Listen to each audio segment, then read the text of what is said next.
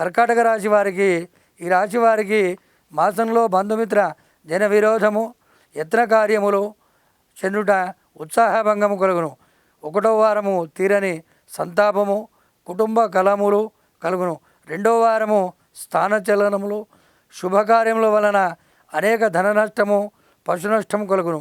3వ వారము విచారము, అనేక ఆపదలు, యత్న కార్యములు చెడుట, చే వృత్తిలో భంగము కలుగును. 4వ వారము శరీర పీడ, క్రూర జంతువుల వలన భయం కలుగును, అనేక తరచు ప్రయాణములు కలుగును.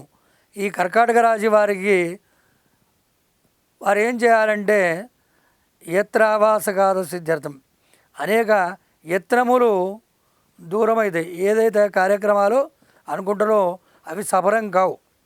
ఆ సఫలం కాకపోవడం వలన ఏం చేయాలంటే వాళ్ళు నవగ్రహ ఆరాధన, ఆంజనేయ స్వామి ఆరాధన చేయడం వలన వారికి శుభం కలుగును.